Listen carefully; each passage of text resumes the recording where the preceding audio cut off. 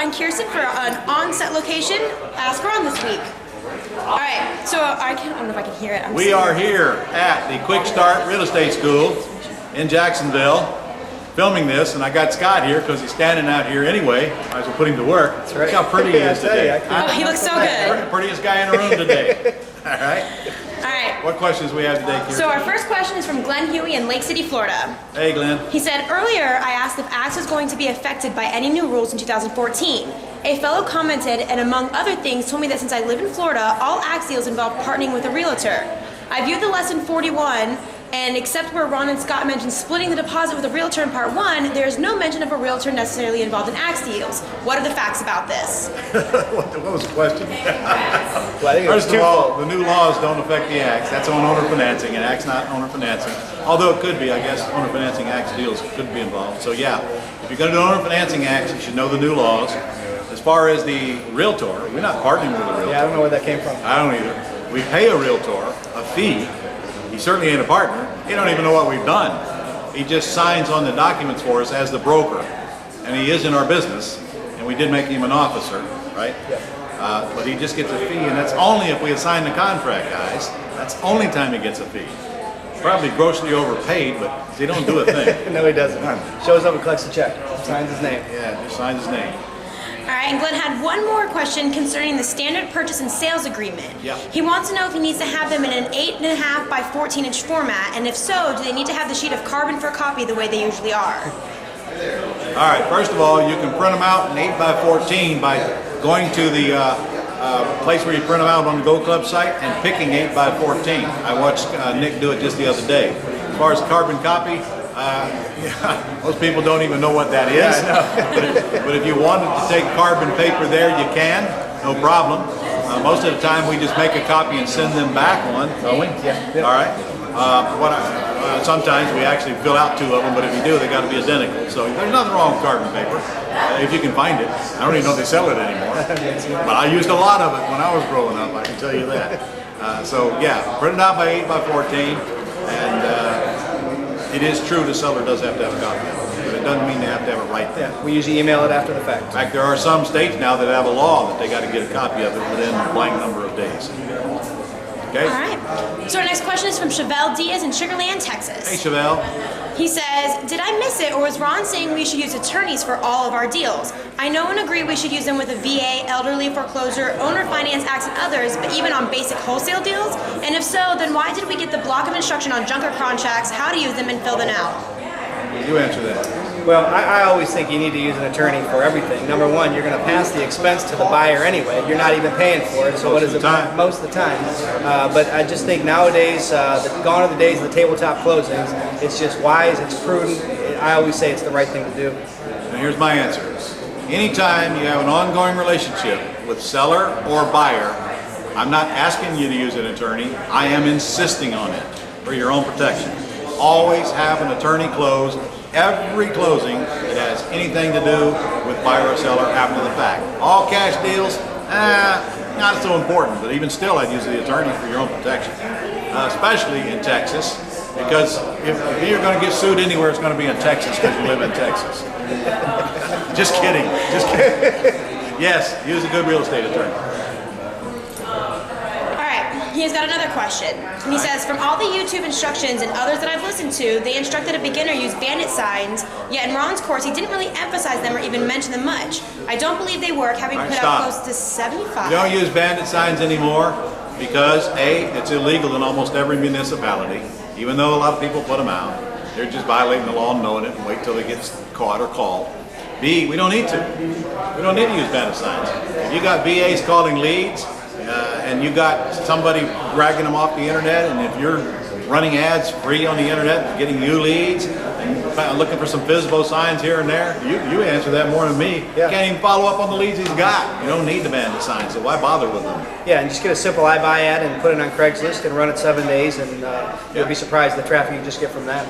Look, find FSBO signs, send them your VA, let them call them, and let your VA or someone else find the ads online and call them on Craigslist. I mean, come on, guys. You don't need all that crap anymore. We used to do all that stuff, spend all that money, obsolete today. Just don't need it. By the way, what's it like around our? How many deals you doing in our place every month now? We're doing between 6 and 12 a month. And, 6 and 12 a month. Really more on the 12 side recently. Yeah. Do we do bandit signs? No. No, we're not even sending out yellow letters right now. No. You can't handle the leads you got. Good problem. Literally, he's trying to catch up on the leads he's got. Why go spend money and generate more? And that's real life.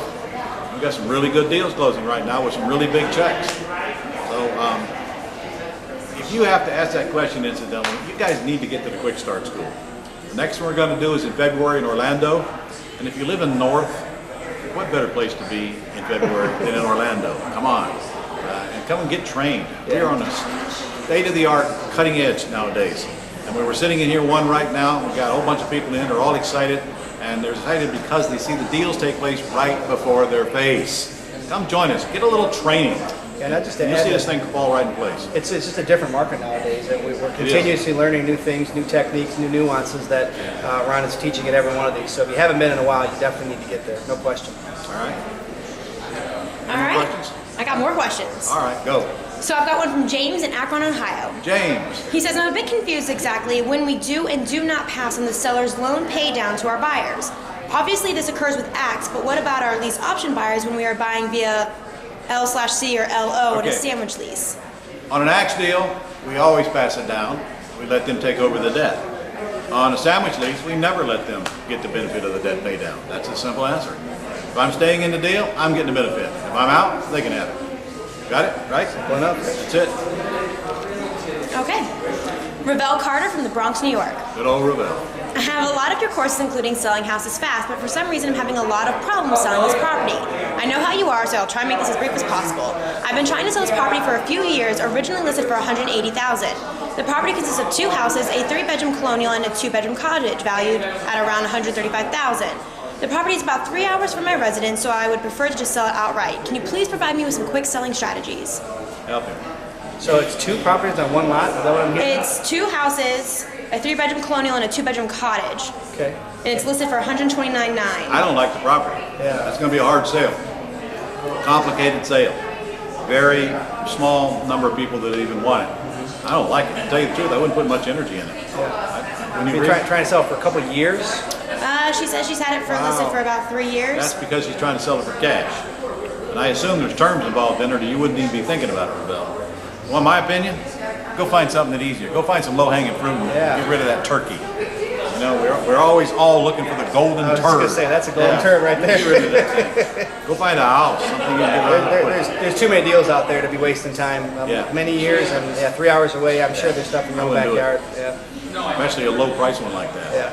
I mean, you tell them. The money today, guys, is in the higher price stuff. Yeah. I don't care where you live, $200,000, $300,000, $400,000 to $1 million or more. That's what you ought to be working on in the pretty house side. That's where the really good money is. And as we discussed yesterday, it's easier dealing with higher price sellers than it is lower price sellers. Yes, it is. Most people don't get that. They get scared, they see the extra zero at the end, but it is so much easier when you're dealing with a sophisticated seller. The deposits are just tremendously higher. So, yeah, find a new one, Ravel. There's better ones out there. Apologize for that noise in the background. We've got some noisy students in the background. Okay, they didn't get the message. Well, I have a last, it's not a question per se, it's more of a suggestion. Yeah. And he says, on the monthly call, as well as in class, Ron often looks at lead sheets and barrels through looking for the deal and does not realize that folks who are not as skilled as he is and need to see and hear all the star numbers on the sheets to understand the deal. For example, many times I have listened on the call and I never hear what the PITI amount is or if it is in arrears and how much I understand. Ron moves at a fast pace, but some of us need to hear the numbers to keep up. And you've got the Q&A call on Monday. All right. So what you're accusing me of is going too fast. Is that what you're saying? I got it. I mean, I humbly apologize. Wow. But it ain't gonna change. I knew there was a caveat there. right? Try to get through as many deals as I can. Again, if that's the thing, get to the Quick Start School. I got 4 days with you, all right, where we do deals over and over and over again. Remember, when I'm on a call, I got to pile them. I got to try to get through. But I will make a note to try to slow down a little bit, just because you asked. All right. All right, you guys, that's it for this week. All right. See you next week.